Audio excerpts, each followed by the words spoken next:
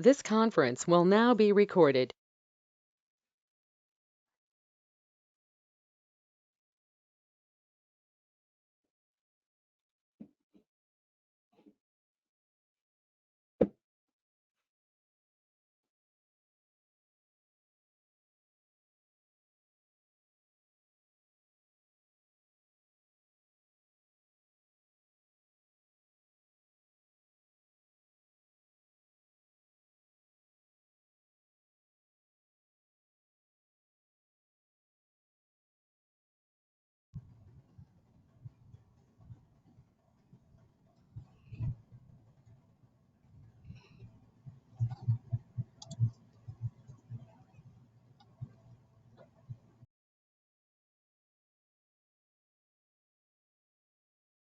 Will now be recorded.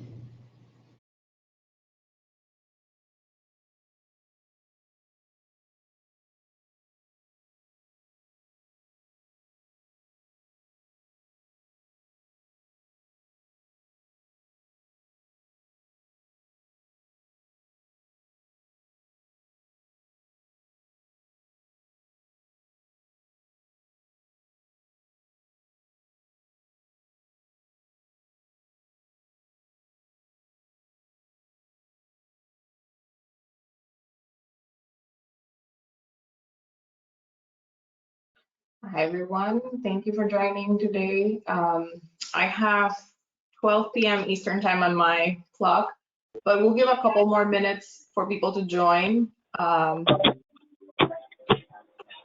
see a lot of people are joining right now, so we just wait 1 or 2 more minutes, and then we'll kickstart the presentation. If you are joining now, please remember to set up your microphone on mute. And then if you are not talking, and then once we open for discussion and questions at the end, you can unmute yourself.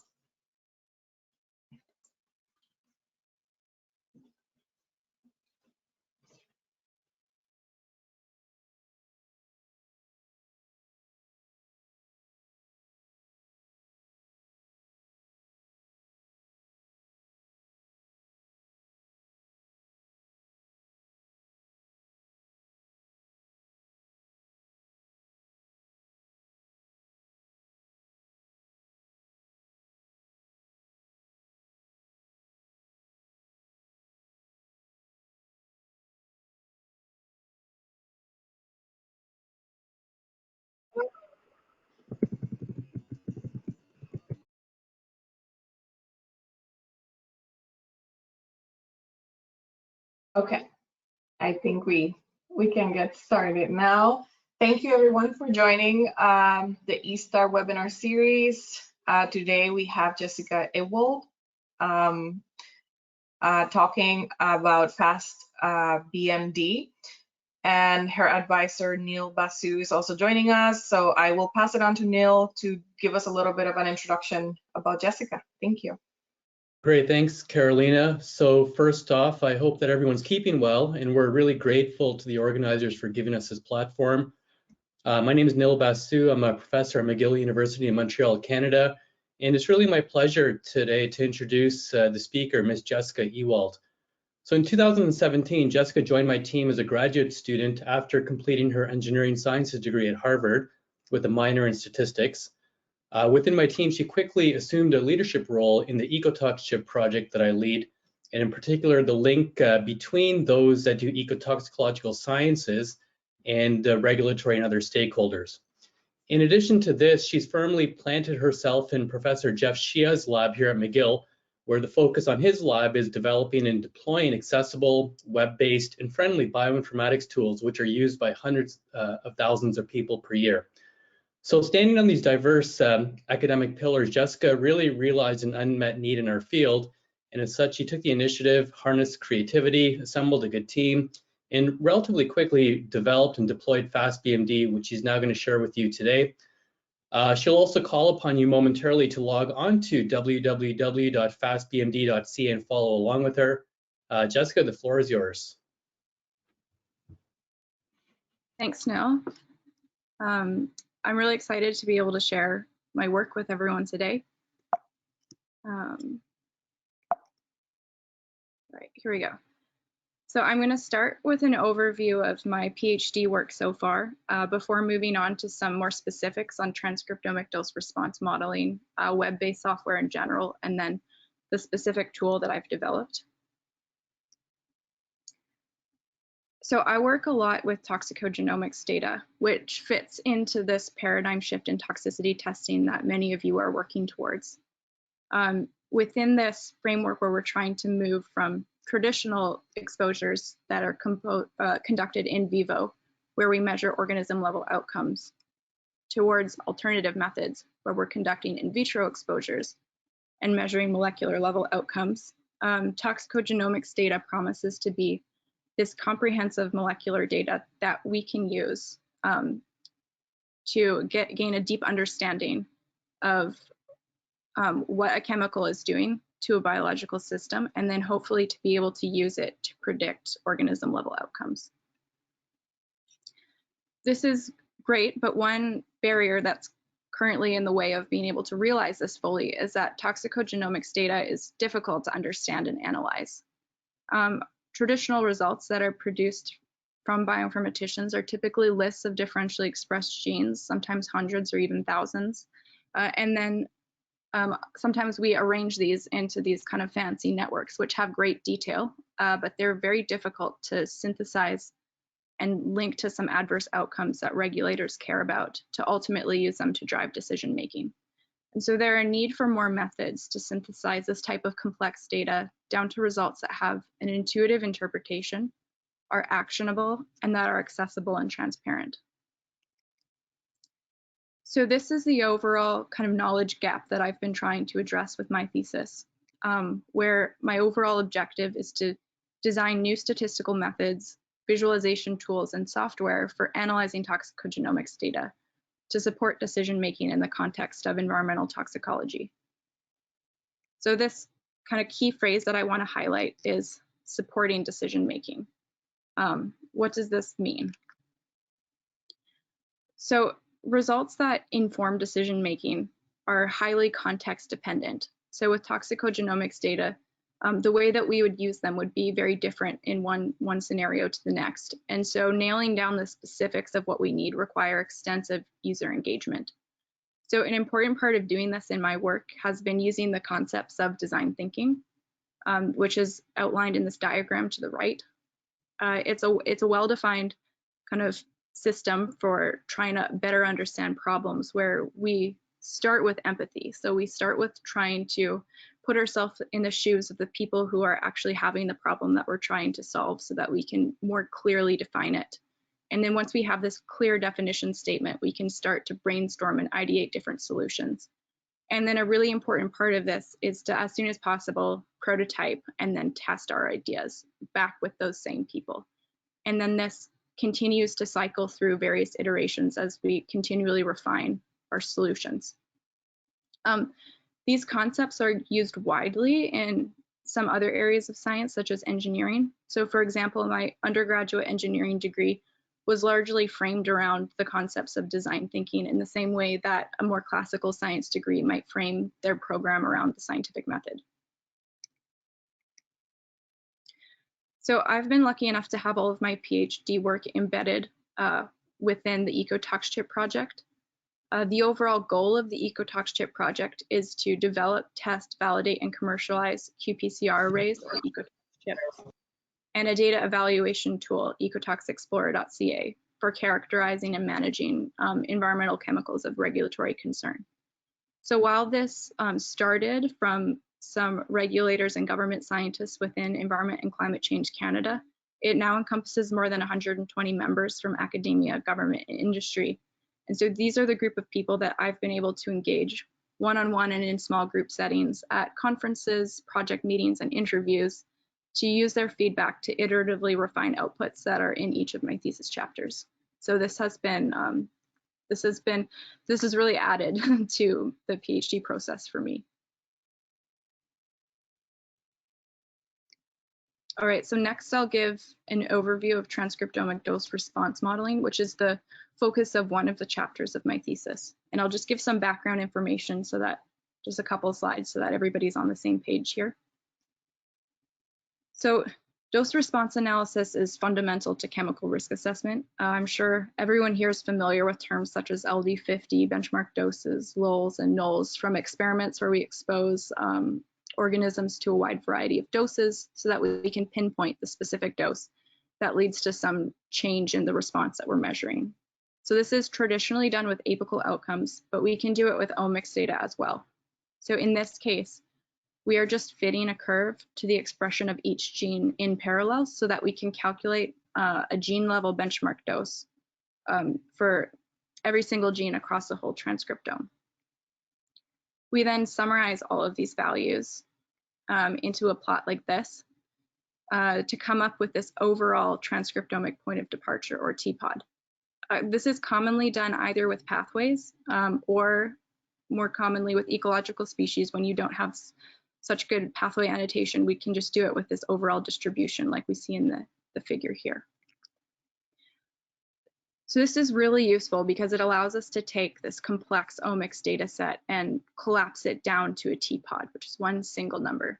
And this number is kind of actionable in the sense that it's logically consistent with existing risk assessment activities. So it's something that's familiar to many people within the toxicology community.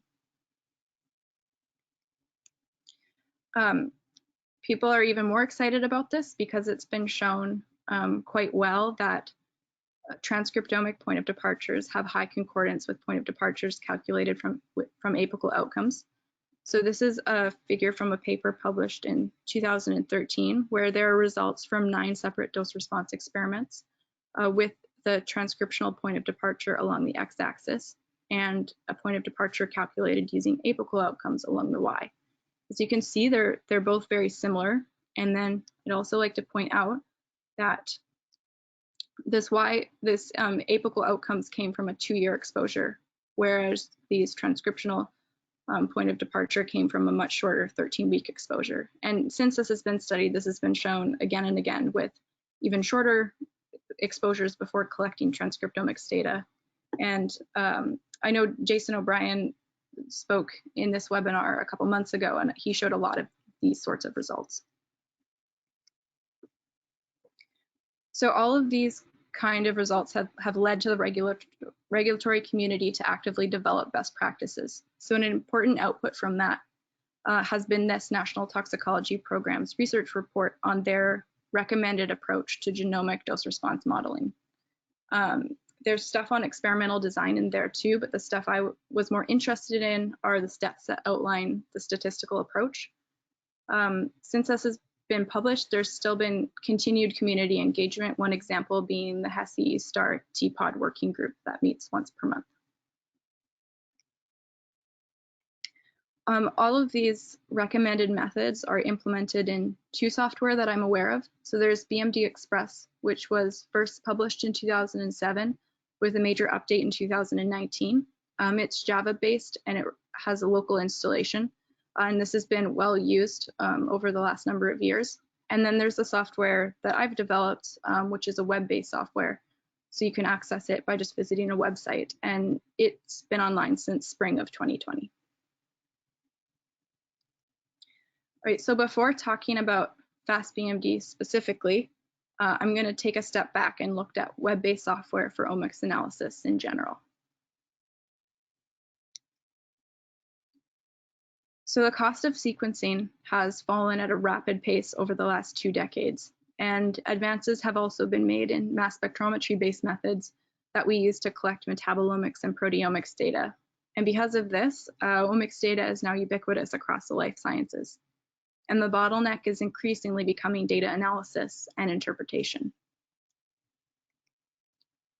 So the general approach for omics analysis can be described in 3 main steps, with the first being data processing and quality check.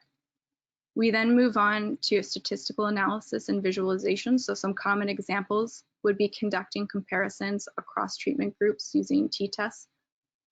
We might perform some clustering of either feature level, so genes or metabolites, and then also with the samples. And then we can use some more advanced machine learning classification algorithms as well.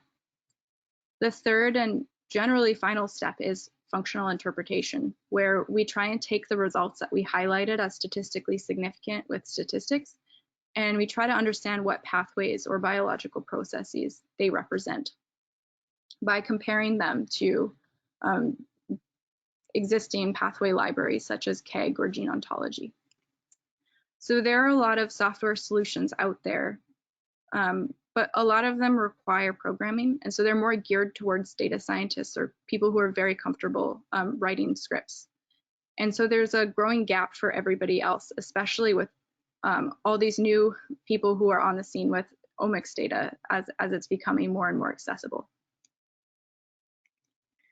And so as Neil mentioned briefly in the introduction, Professor Jeff Shia, a professor at McGill University who I work closely with, has been meeting this need by developing these online omics analysis pipelines. So his general approach is to make the whole analysis from raw data processing all the way up to publication-ready images and interactive visual analytics, all accessible online. And he's done this for metabolomics, transcriptomics, microbiomics, and more miRNA and some network stuff. And collectively, he's been very successful with this, with about 200,000 unique users using his tools every year. I've been able to work with him over the last 3.5 years on a number of his different tools as a co-developer and co-author, and so I've highlighted those in purple. And yeah, I'd really encourage you to check them out if you yourself do toxicogenomics analysis, because there's a lot of really neat stuff in these tools. So working with all of these software and kind of seeing what's possible, I've been interested in how we can kind of push dose response analysis further.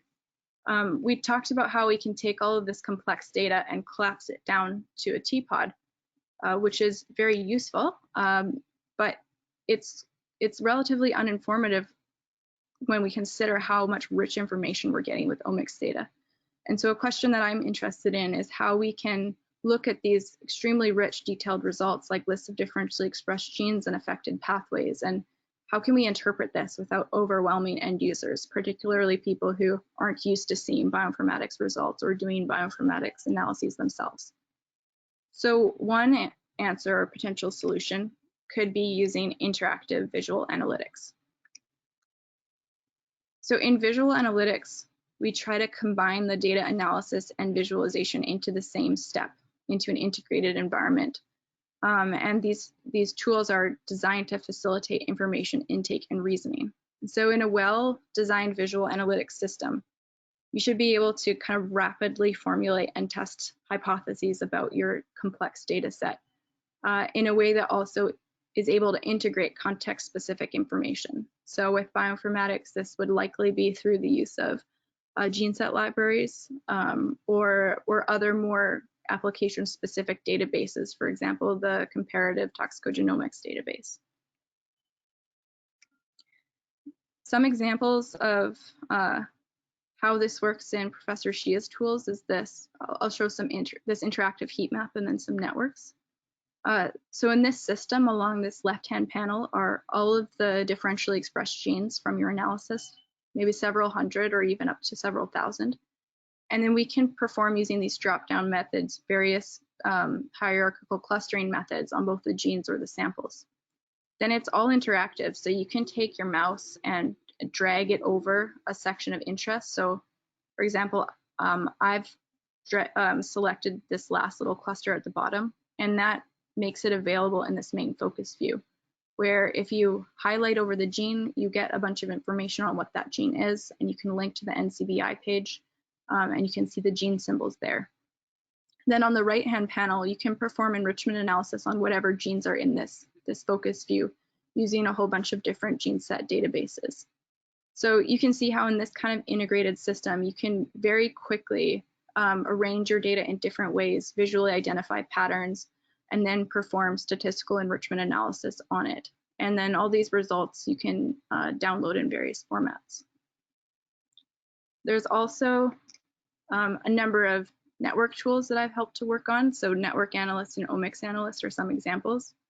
They have these really beautiful automatic layout algorithms, so you can arrange this omics data in different ways to try and uncover hierarchical relationships or relationships across omics types. Or one example is in network analyst. We have the comparative toxicogenomic database in there, and so you can make gene chemical connection networks like this. And then just like the heat map, all of these are fully interactive, and so you can perform cluster detection and enrichment analysis to try and very quickly understand what's going on in your data. Now, these network tools are some of those more complicated examples, which would be geared towards people who do bioinformatics all the time, but they are really cool if you want to check them out.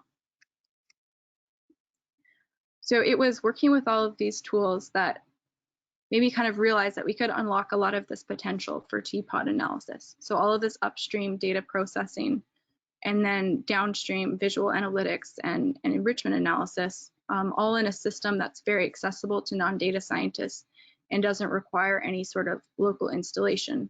And the missing link was an efficient R-based curve fitting algorithm.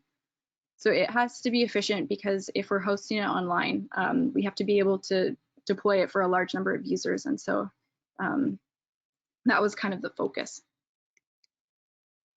So now I'll talk more specifically about this curve fitting algorithm and FASTBMD in general. So the objective, as I said, was to develop an efficient R-based curve fitting algorithm that follows the NTB recommended approach. And then to integrate this with a comprehensive omics analysis pipeline, and then to develop interactive visualizations for the results, and then to host it all online so that it can be easily accessed. The most difficult part of this was the fact that most of the models that are in that NTP recommended approach are nonlinear, and nonlinear models are quite difficult to find the parameters for. It's not like linear regression where you can just find the optimal solution in one step every single time. Instead, we have to use slightly more sophisticated approaches. So this diagram on the right shows what you could be dealing with for a 2-parameter model, where you have all of the values for parameter 1 and parameter 2 on the X and Y axis, and then the model error on the vertical axis. And so your search algorithm is trying to find the combination of parameter 1 and parameter 2 that minimize our model errors, so to find the lowest point. But if you think about it, a lot of the times parameter 1 and parameter 2 could be anything, and so you have an infinitely large space. And so there are a number of different approaches that these algorithms use for trying to find the best solution. One is to pick lots of random starting points and then to search in the vicinity using a gradient-based approach, and then at the end of it to take the best solution out of all of them. The benefits of this approach is that they're quite easy to implement for different models because it's the same general approach for every single different equation. The second approach is to more carefully consider the actual model equation and kind of use it like a map with your input data to guess what a reasonable starting point would be, and then to search in just that vicinity. And so this is more difficult to implement because you have to carefully consider each curve to come up with a set of rules, but it can be a lot faster if it's done correctly. So in FASTBMD, we use approach number 2.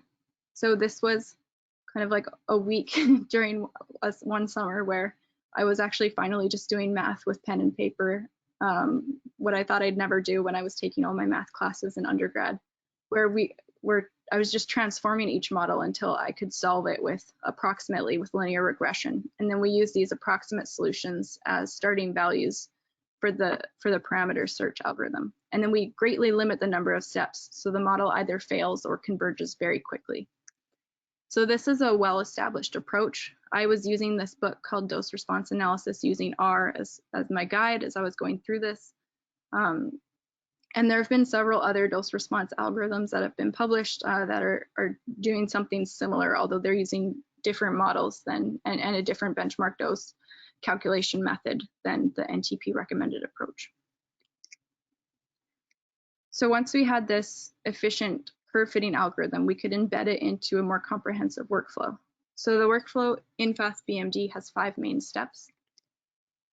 The first is data upload, processing, and ID annotation. The second is filtering and normalization. So we support commonly used methods for microarray and RNA sequencing data. The third is differential expression analysis. So this is where we're trying to identify genes that have some sort of dose-dependent behavior prior to the computationally intensive curve fitting step. And in FASTBMD, we use Lima, which is it's very similar to ANOVA, but it's slightly modified to better deal with situations where we have very low sample sizes. But since we have a lot of samples in dose response analysis, it's really very, very similar to what you would get from ANOVA. The fourth step is the curve fitting and benchmark dose calculation. And then the final step is an interactive pathway analysis, where the goal is to be able to view the results at the gene, pathway, and whole transcriptome level, all in one integrated environment. So FASTBMD supports up to 10 common ID types for 13 different species, as well as some popular microarrays for these model organisms. But we made care to make sure that this whole pipeline would work without annotation, so an annotation-free pipeline for all of these data sets that we get from fish species and others that don't have very good pathway annotation. And so this whole system works except for the pathway analysis at the very end is disabled.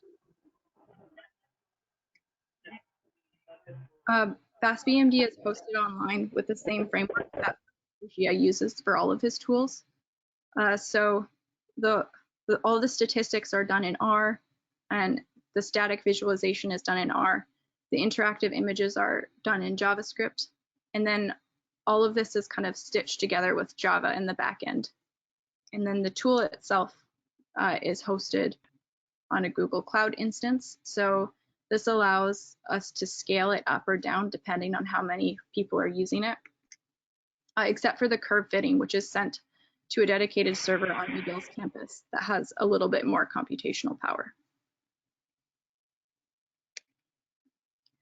All right, so we did a comparison to BMD Express since BMD Express has been so well used over the last number of years. So we wanted to make sure we're at least getting, if we're using the same general approach, we wanted to see that we're getting comparable results. So we analyzed 24 different dose response data sets using both software with comparable parameters. And that included running BMD Express and FASTBMD on the same computing system. So we weren't using that big server for FASTBMD and a regular computer for BMD Express. It was all done on the same system. And then we compared our fitted models, gene level benchmark doses, and our transcriptome level benchmark doses at the end. So this first plot shows the time improvement. So we have the number of seconds along the x-axis and then each of those 24 different experiments along the y-axis. And so you can see with this nonlinear parameter search strategy that we've implemented, it improves the speed by between 60 and 100 times depending on the specific experiment. So that was great because that made it efficient enough that we could host it online.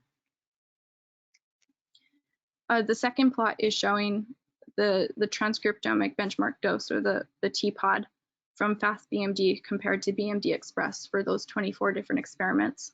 The R-squared value is very high, and in general, there's very good correspondence.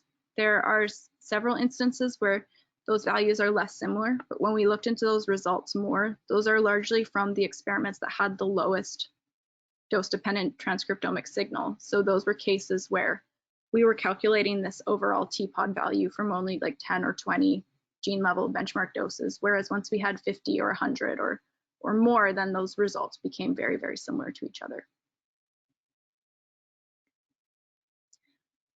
All right, so now I am going to quickly demo the tool.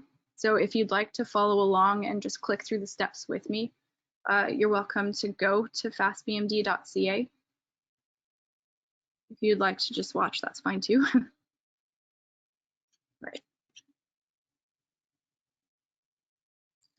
So this is the main homepage. First, I'll just point out that we have lots of details on each step here. So if you have any questions about how any of the steps are done as I'm going through the pipeline fairly quickly, you can come here to look at it in more detail. And I'll start the analysis. You just go here. So this first page is the data upload page. If you were to submit your own data, you would go to this drop down, but I'll be using one of the case studies that's preloaded into the tool. So I'm using bromobenzene, which is one of those 24 data sets that I showed you the results from on the last few slides. And there are 5 different doses plus a control. So I'll submit this and then move along. So the first page is a data quality check where we have some summaries of the number of genes and samples in our data set. And then we can directly edit the group names here if we want to change the way these look on all of our plots. We have some basic QC plots like PCA and box plot, so that you can just make sure that your data is looking as you expect it to and you don't have any major outliers. The next step is filtering and normalization. So we use very well-established methods for filtering and normalization. And there's citations for all of these if you go to the frequently asked questions. And then throughout the tool, we have lots of information on maybe how to choose which parameters. The data that I'm looking at right now is already normalized, so we can just leave this at none, and we'll click submit. And then this will regenerate the plots below. So if you were performing normalization on raw data, these plots would look very different afterwards, but we're just performing a little bit of filtering, so it looks quite similar. So the next step is differential expression analysis. The first thing that we want to do is make sure that we're considering dose in case we had included multiple metadata in our data set, and to make sure that we're properly identifying the control condition. And then this next section shows the various statistical cutoffs that we can enter to filter our list of genes before performing the computationally intensive curve fitting. So another thing that I just want to point out is that along this panel on the side, we have each of the steps that's filling in as we're going along. And then we're also showing, we're making the data after each step available, or in the case of differential expression analysis, the table of genes. So you can just click this to download it in a table. And so that's, if you'd like to make your own figures, you can easily do that using all of the information there.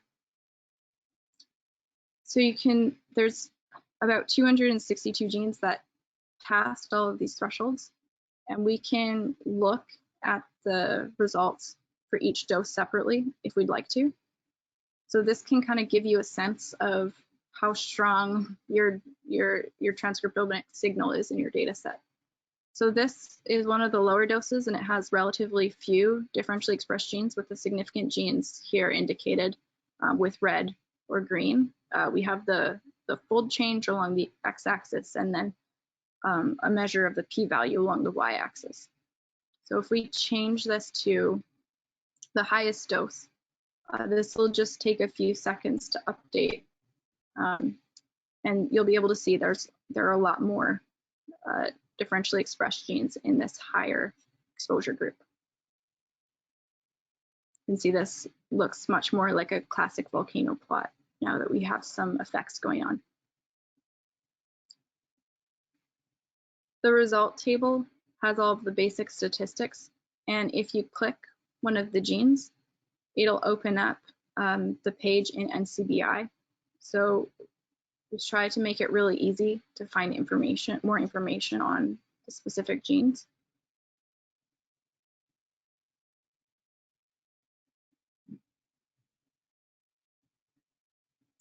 Then if you click on these here, these little pictures underneath the view column, you'll get a box plot of, you'll shoot this, GoToMeeting is covering the X on here. But you'll get a plot of that specific gene.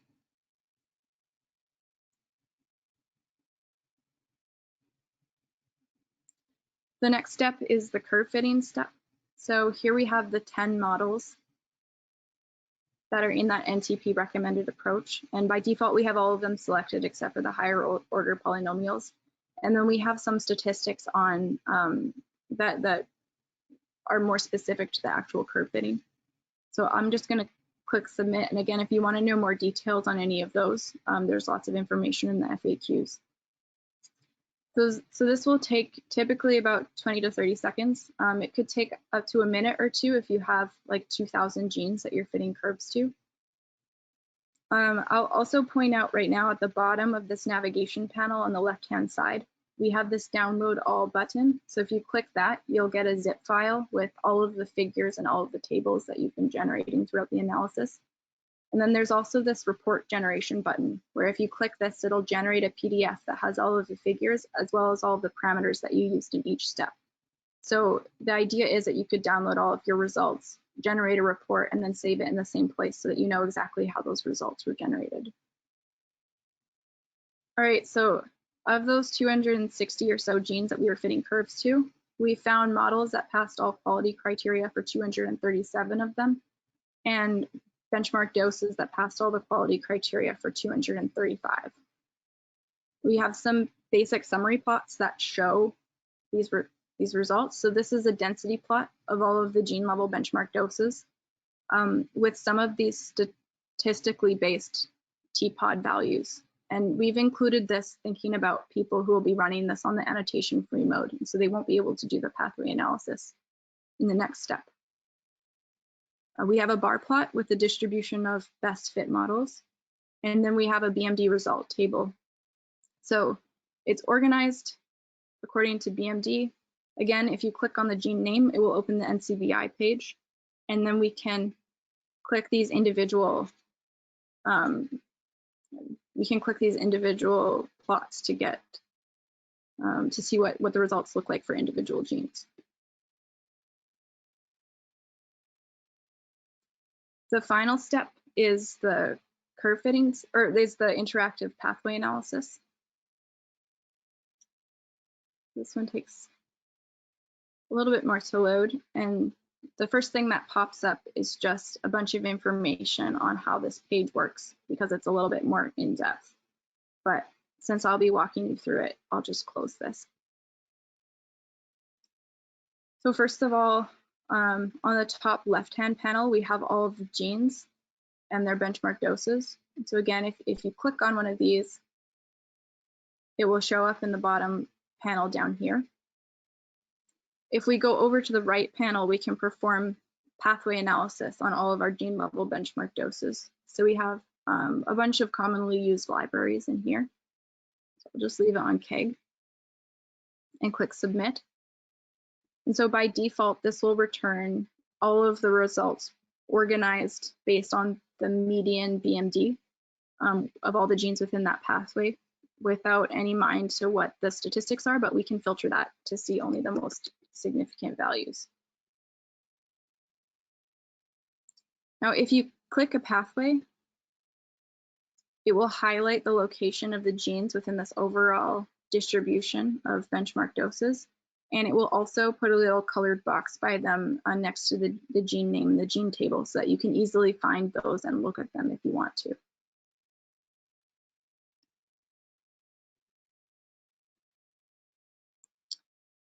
We can change this color up here. You can click another pathway. So you can compare both a pathway to the overall distribution and then pathways to each other. And then if you click the actual pathway name, we generate a heat map that's showing the expression of all of the genes within that pathway. So we have the whole expression of the concentration range along the bottom here, each of the genes along the side. Then this little black line is indicating where the benchmark dose is for that gene. And the color comes from just evaluating the model across, the fitted model across the concentration range and scaling it so that they're all in the same space. And then the panel on the left-hand side says whether or not that gene was up or down regulated. So by connecting all of these, I tried to make it so that you could just quickly move from gene to pathway to whole transcriptome all in one environment. So there's one more feature here, and that is that this overall transcriptomic or distribution here is interactive. So sometimes we get multiple distinct peaks in this distribution, and you might be interested in knowing what pathways are contained within them. So you can select a portion of it, and then we get a little pop-up box so that you can confirm the range. And then it'll both filter the BMDs that are in this side panel to show only the ones that occur between those two values. And then it will also perform enrichment analysis on those pathways. So we click filter, we can just get the most important ones that are enriched within this little section here.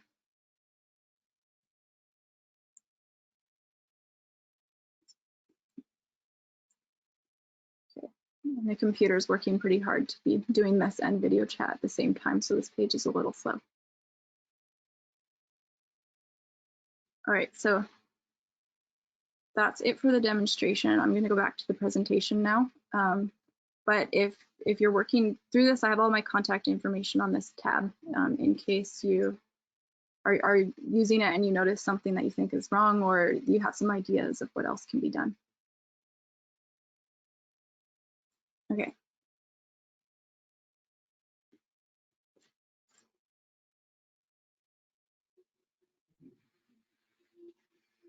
So next I'll talk about what I'm currently doing to further develop FASTBMD. So as I mentioned before, an important part of all of this work has been continually engaging potential people who are actually using the tools that we're developing to try and continually identify and solve user-driven problems. And so I'll give 3 different examples of how we're using this type of thinking to try and further improve this tool. And they're mainly related to things like transparency, communication, interpretation, and reproducibility. So the first thing that we're trying to improve is the report generation in FASTBMD. So over the last number of years, there's been a group that's been coming up with this transcriptomics reporting framework to try and facilitate transparency and reproducibility of omics studies. So right now, the report in FASTBMD just generates a list of parameters that you've chosen and figures, and we're trying to update it so that it complies with all the standards that are laid out in this framework. The second main area looks at effective communication of omics results. So a lot of existing software focuses a lot on the data processing and statistical algorithms, and they place a lot less attention on communicating the results to end users, particularly ones who may not be doing the bioinformatics themselves.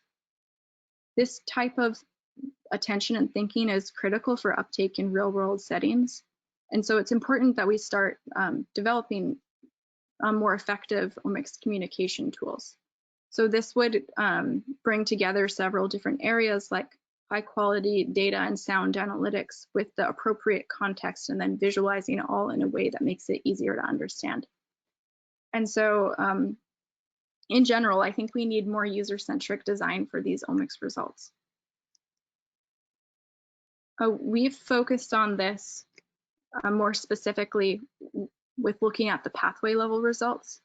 So a list of significantly enriched pathways is a lot easier to understand than a list of hundreds or thousands of differentially expressed genes, but it's still quite difficult to understand.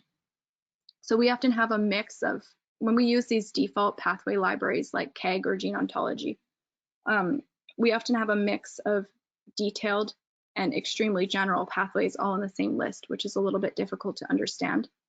And when we use these generic libraries, they're often irrelevant gene sets that are related to maybe diabetes or sometimes even photosynthesis or something like this. And that also is hard to understand.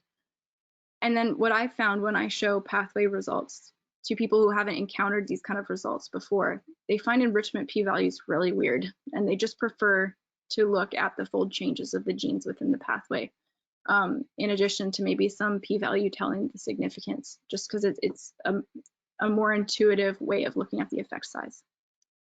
So our solution to this was to come up with the Ecotox modules, which are a toxicology-focused organization system for individual pathways and biomarkers that's designed to give a big picture view of the data. So it's designed to put all of the biological processes that we're interested in one place.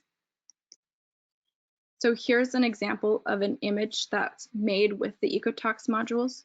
So along the x-axis there, we have the absolute value of the log2 fold change of the individual genes within each module, and that's generated from Japanese quail embryos that were exposed to chlorpyrifos compared to their DMSO controls, measured in liver tissue with the Ecotox chip.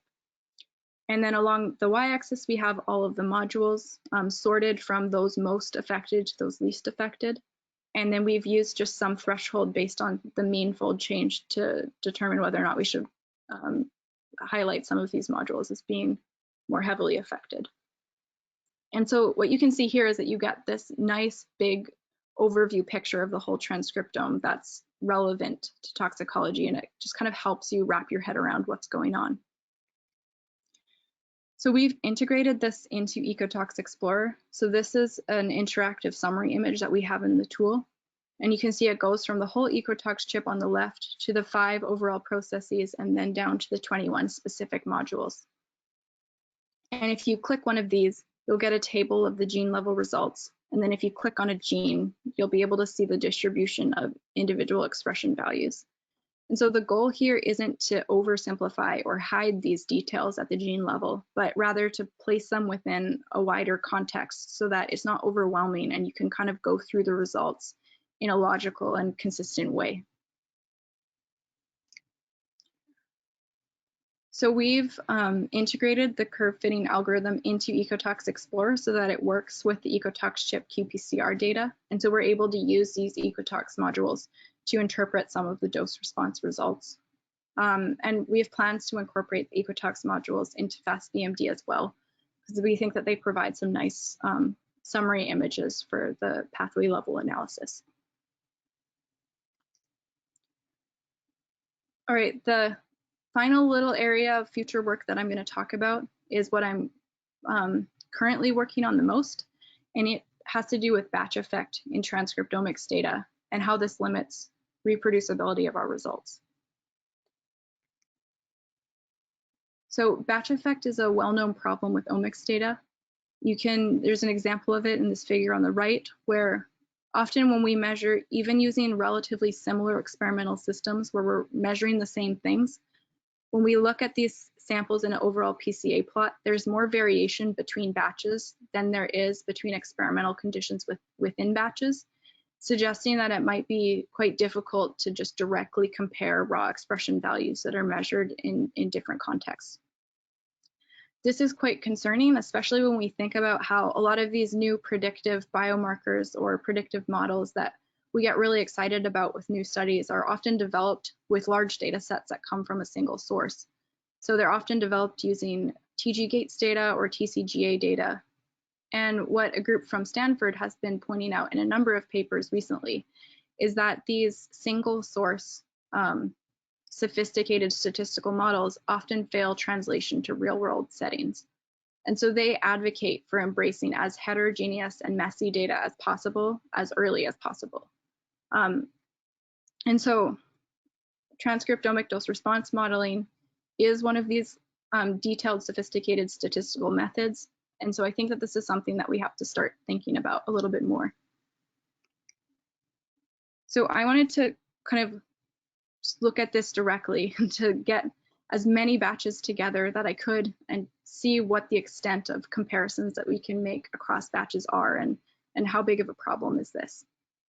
So I collected and curated 900 control samples from 161 separate studies where all the data was available in NCBI. They all came from sexually mature mouse liver, and they were all measured with RNA-seq, although we have like 8 or 9 different RNA-seq platforms represented. And what I found, which I was really excited about, is that these really large differences that we see in the PCA plot are actually driven by a relatively small number of genes, like less than 5%. And while there's still batch effect with the remaining genes, it's much smaller than you might think, and that the majority of genes have a very well-defined normal range. So I'll just pull out 2 genes to show what this looks like.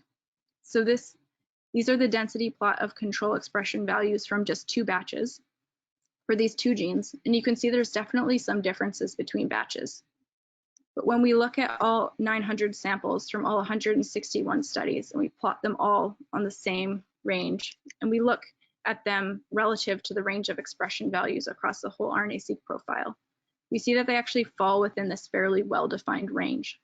And so I think that we might be able to use these kind of heterogeneous baselines to hopefully make dose response analysis a little bit more robust.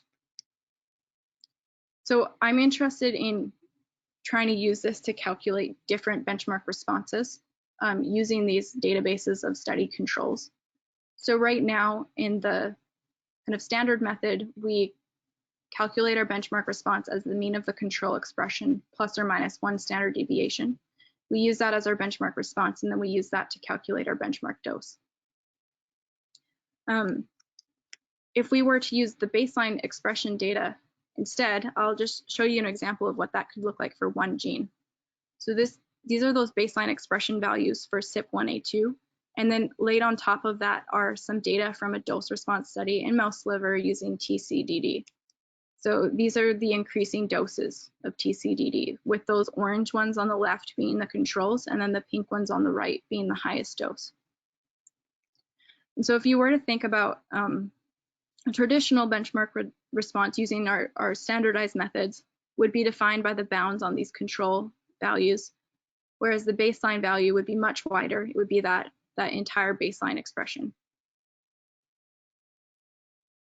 And so my idea with this is that, my hypothesis is that these baseline derived BMRs, by having more strict requirements or a more kind of precise definition of what normal expression is, they could yield more mechanistically relevant results that are more robust across platforms and labs.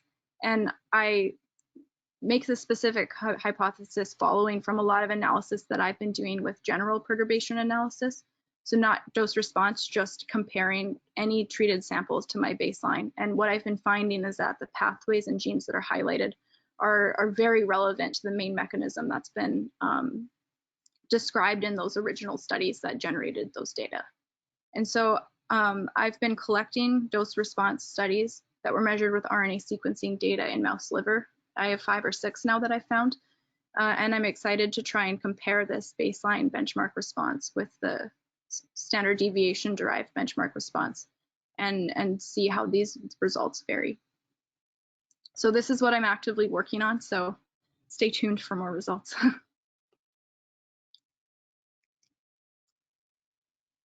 All right, so now I'll move into my conclusions. First of all, more input is always appreciated. So if you'd like to try out the tool with your own data or some of the example data, I would love to hear your feedback. And then also, I'm making the R code available for anybody who wants to integrate it into their own R pipelines. So I'm currently working on a GitHub repository with extensive documentation and some tutorials, but you can contact me if you'd like the functions now.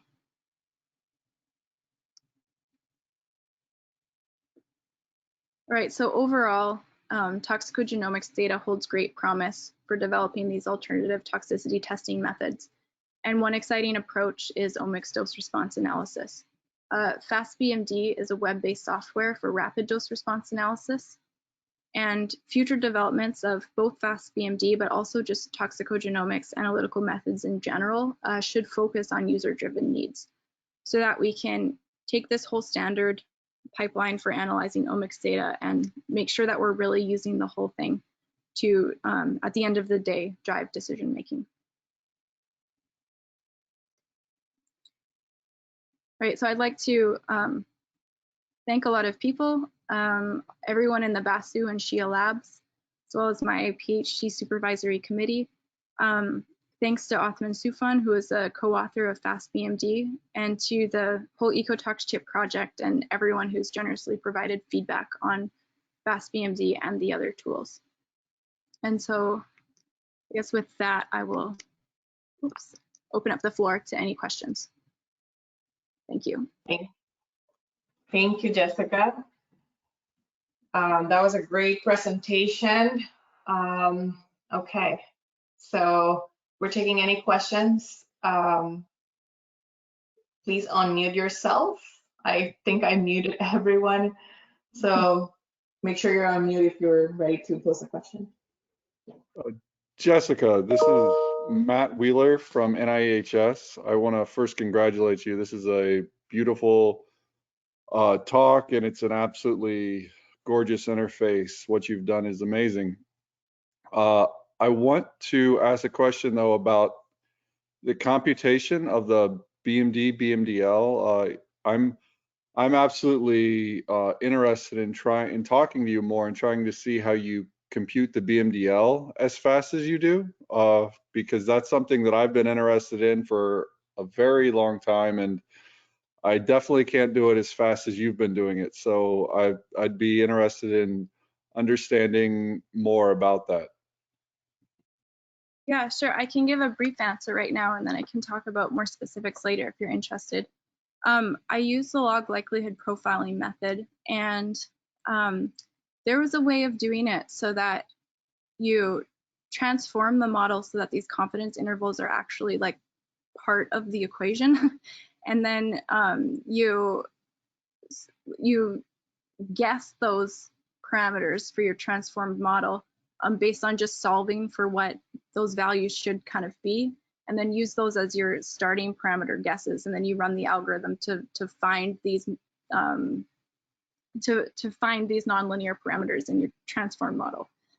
That's maybe not super clear explanation, but it's how you do it really fast. It's with the same method of guessing what they should be and including them as like explicit parameters in your model by transforming it. And I found that it was very, very, very similar to the results that you would do by just like a regular log likelihood profiling method.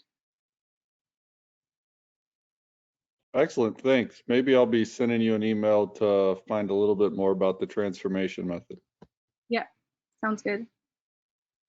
Thank you. We have another question on the chat here. It's a question about data filtering. Jess, do you want me to read it? I can read it out loud so everyone can see it. Okay. I noticed that the filtering in FASTBMD results a high rejection rate, around 9K gene raw data after filtering, less than 1K data are left. But the BMD Express has a statistical test like Williams. The question is, how will this filtering influence the results? So do you think the data filtering method in FASTBMD is better than BMD Express?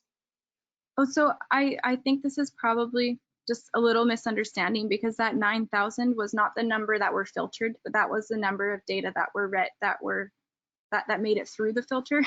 So that was the number that was passed on to curve fitting. So I think in the original data set, there's like 13,000 genes that are annotated. And then when we filtered it, we had it set to remove like the lowest 30th percentile based on variance. And so then that resulted in about 9,000 genes left. But you can relax those filters if you'd like. I know a lot of people just collapse them down to 0 when they're using it. So the lemma that we have within FASTBMD is really similar to ANOVA. So I think that's quite similar. And then I have been looking at the Williams trend test. There's an R package for doing it, but it takes a really, really long time. It would be slower than the curve fitting itself. So that's also, I've been making, keeping a document of things to look into for when I do a version update. And so trying to figure out a faster way to do that Williams trend test is something that I'm hoping to support in the future. But I agree that if you were actually removing like 9,000 genes with the filtering step, I think that would have a pretty profound influence on the results. So I don't recommend doing that. Thank you. Okay, any other questions? Please unmute yourself or feel free to type them on the chat as well.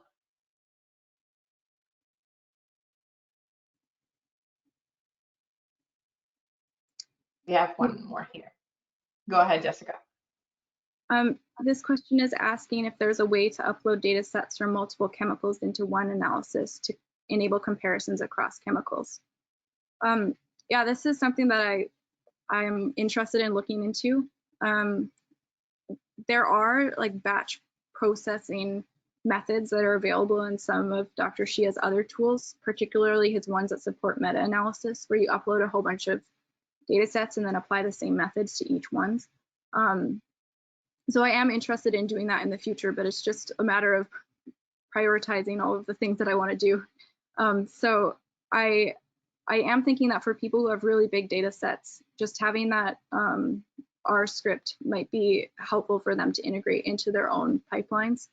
But that is something that I'm looking at in the future, especially because I really like the figures that compare the dose response distributions across different chemicals. And perhaps we have time just for one more. Deidre has posted one here as well. Go ahead, Jessica, if you can take that one. Yeah. So it says, how is the data saved and information entered? Is it somehow proprietary to the folks using the system? Can anyone see what someone else does or enters? So the default way that it works with all of the tools that Professor Shia supports is that when you start an analysis, a temporary folder that just has some random ID is created on the server. Then you run through your whole analysis, and then that folder is deleted at the end of the analysis. So nothing by default is saved beyond the amount of time. So as soon as you close your browser window, that folder is deleted. There are some of the tools you can create an account and save your data, and then you can access it through a password protected system. So that might be something that I'm interested in doing in FASTBMD in the future. It is something that we're supporting for Ecotox Explorer and some of the other tools. But nobody else who'd be using the tools would be able to see what you're doing unless they had access to the server at McGill and went in. But all of those have anonymous IDs, and they would be automatically deleted as soon as you close your browser window. Perfect. And I know we are at the top of the hour now. So unfortunately, we don't have any more time for additional questions. So I want to, again, thank you, Jessica, for a stellar presentation. Really enjoyed it. We have been recording this presentation. So for those of you who didn't get to see the first part, we'll be sharing this along with her email for additional questions or suggestions. Thank you for everyone who joined the call today. And thank you again, Jessica and Neil. Yeah, thanks a lot, everyone, for listening. Thank you. Great job. Thank you.